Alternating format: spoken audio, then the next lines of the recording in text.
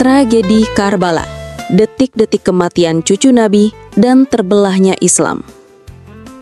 Kobaran duka, petaka memecah di langit Karbala.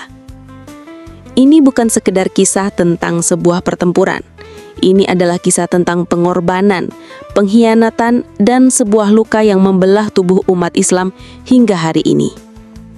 Ini adalah kisah tentang Sayyidina Husain bin Ali, cucu kesayangan Rasulullah SAW, yang menemui ajalnya di sebuah padang tandus bernama Karbala.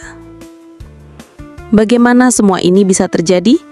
Bagaimana bisa cucu Nabi dibantai oleh orang-orang yang mengaku sebagai pengikut kakeknya? Untuk memahaminya, kita harus mundur sejenak, melihat bara api yang telah lama menyala di bawah sekam. Bara di bawah sekam, akar konflik. Sepeninggal Rasulullah Muhammad SAW, kepemimpinan umat Islam dihadapkan pada ujian yang tak pernah berhenti. Khalifah pertama, Abu Bakar Ash-Shiddiq, wafat secara wajar.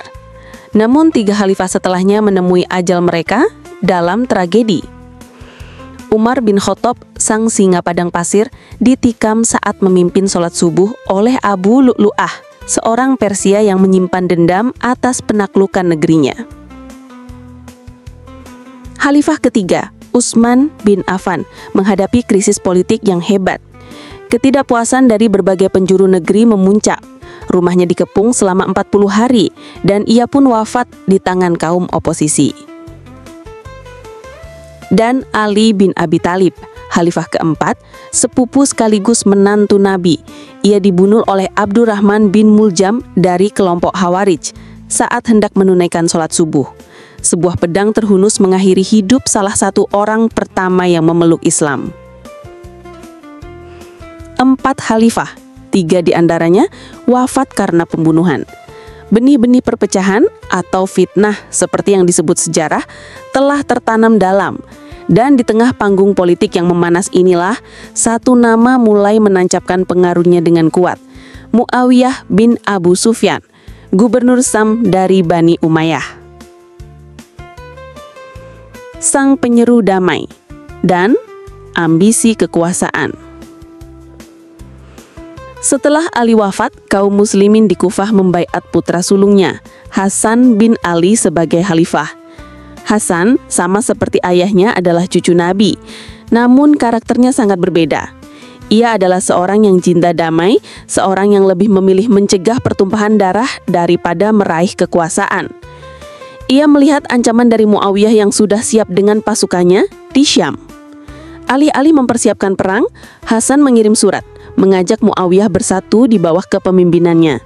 Namun Muawiyah yang seorang politikus ulung menjawab dengan sinis. Ia merasa lebih tua, lebih berpengalaman, dan lebih sanggup memimpin. Ia justru meminta Hasan untuk tunduk kepadanya. Muawiyah lalu memobilisasi pasukannya menuju Kufah. Hasan mencoba menggalang kekuatan, namun ia harus menelan pil pahit. Penduduk Kufah yang baru saja membaiatnya, kini mentalnya merosot. Panglima perangnya sendiri, Ubaidillah bin Abbas, berkhianat dan bergabung dengan Muawiyah. Hasan terjepit. Ia dihadapkan pada pilihan sulit, berperang dengan pasukan yang tak loyal dan menyebabkan pertumpahan darah sesama muslim, atau mengalah demi perdamaian. Hasan memilih jalan damai. Ia menyerahkan kekhalifahan kepada Muawiyah, sebuah keputusan besar yang kelak membuat tahun itu dikenal sebagai Amul Jamaah atau Tahun Persatuan. Rasulullah sendiri pernah bersabda tentang cucunya ini, "Sesungguhnya anakku ini adalah Sayyid atau Tuan, dan moga-moga Allah akan mendamaikan dengan anak ini di antara 2 golongan kaum muslimin."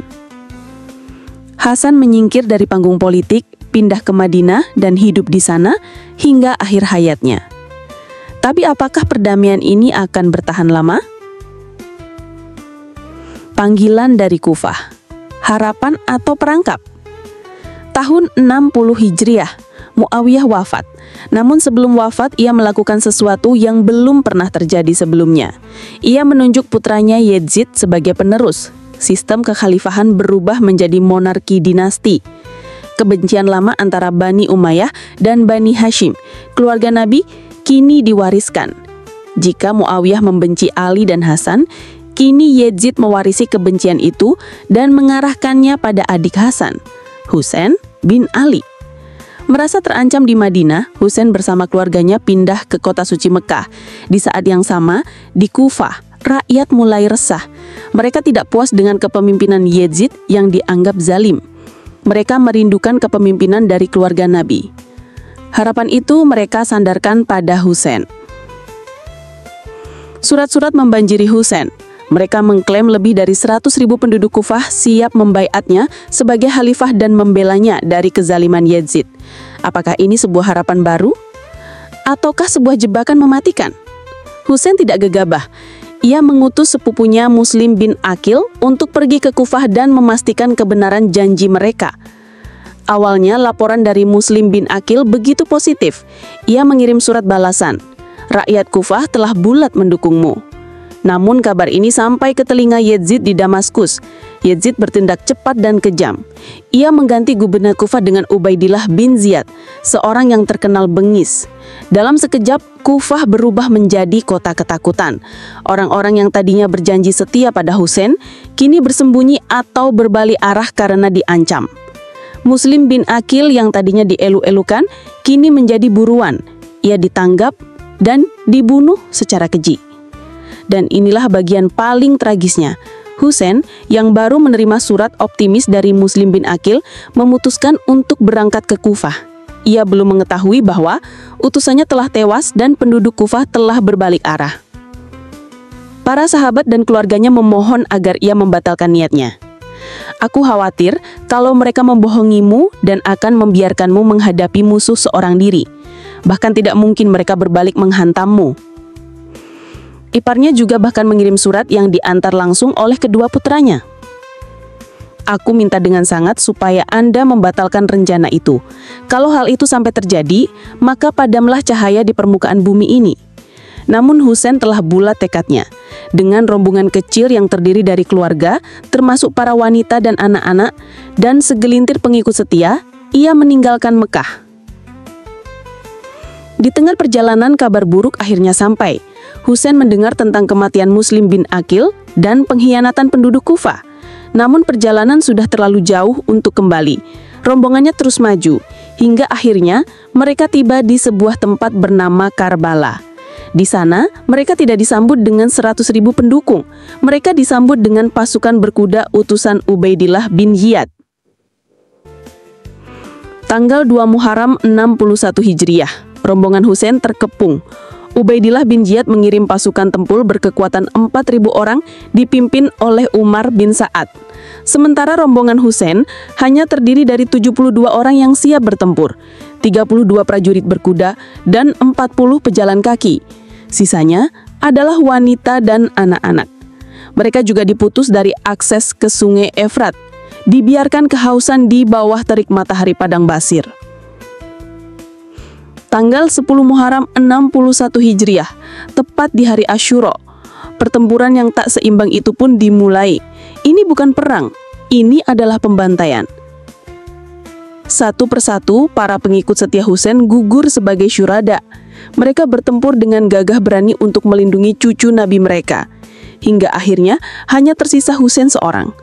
Setelah seluruh pasukannya tumpas, Sayyidina Husain bin Ali, cucu tercinta Rasulullah SAW, pun dibunuh secara keji di padang Karbala. Tragedi Karbala bukan hanya akhir dari kehidupan Husain. Peristiwa ini menjadi puncak dari segala perselisihan yang terjadi sejak wafatnya Rasulullah.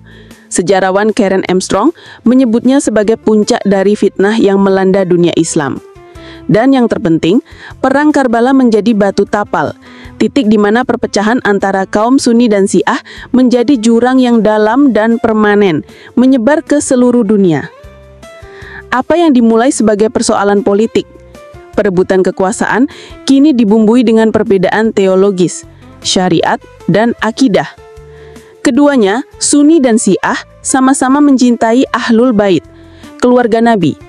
Namun tragedi ini membuat mereka seperti air dan minyak, sulit untuk bersatu, sebuah luka sejarah yang terus terasa hingga milenium berikutnya. Ulama besar Indonesia, Buya Hamka, pernah memberikan sebuah renungan yang sangat mendalam tentang pertentangan di masa lalu ini. Ketika ditanya, ia akan berpihak kemana? Ia menjawab dengan mengutip para ulama terdahulu. Itulah darah-darah yang telah tumpah, yang Allah telah membersihkan tanganku dari percikannya. Maka tidaklah aku suka darah itu melumuri lidahku. Kisah Karbala adalah pengingat abadi tentang betapa mahalnya harga dari sebuah perpecahan, sebuah pelajaran tentang keberanian memegang prinsip, sekaligus tragedi akibat ambisi politik dan pengkhianatan. Hingga saat ini, jutaan orang di seluruh dunia mengenang 10 Muharram sebagai hari duka, hari di mana cucu Nabi mereka syahid.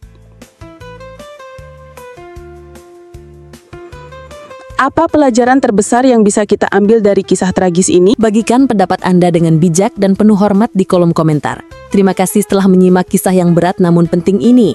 Jangan lupa untuk like, share, dan subscribe channel kami agar tidak ketinggalan konten-konten sejarah dan refleksi lainnya. Sampai jumpa di video berikutnya.